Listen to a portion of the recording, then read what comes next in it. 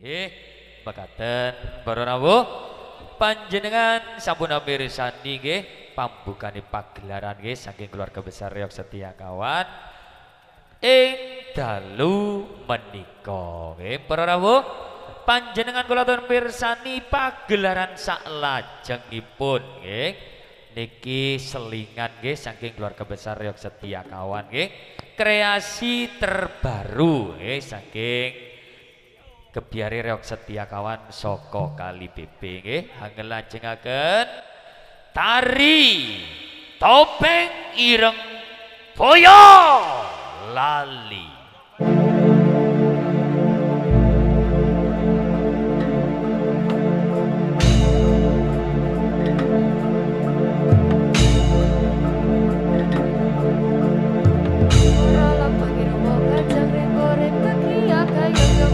Bareng-bareng ngaguri budaya Jawi topeng ireng boyo lali buka seni lan budaya nyuwun tengkolan pamuji nyuwun tengkolan pamuji nyuwun tengkolan pamuji.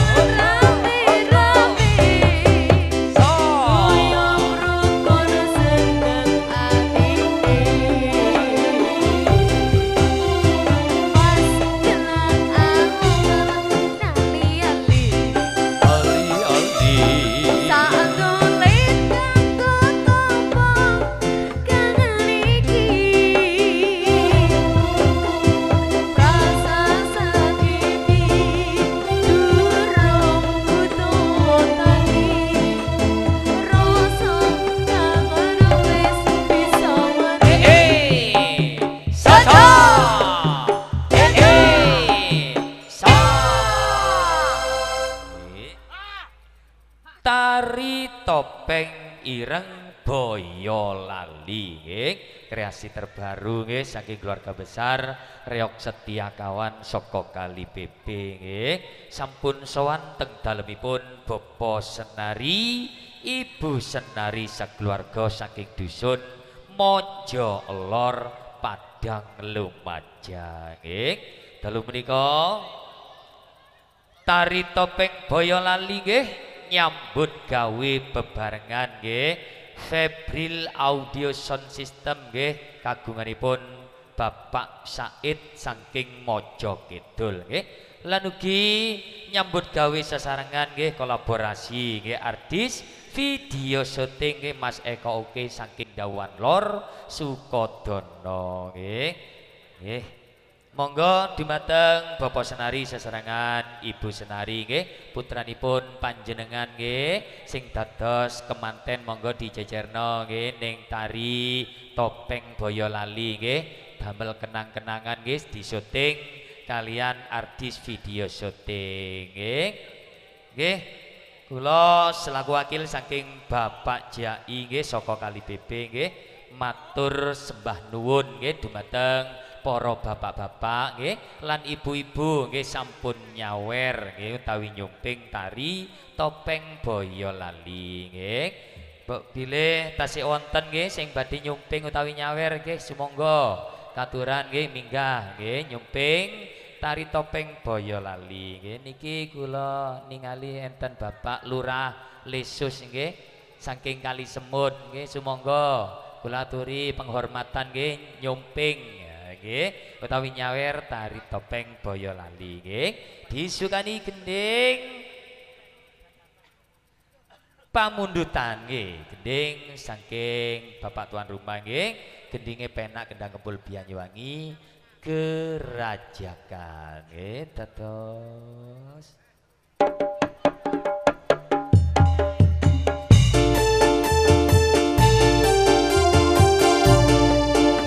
matur sembah nuwun nggih Bapak Lurah Lesus. Yo.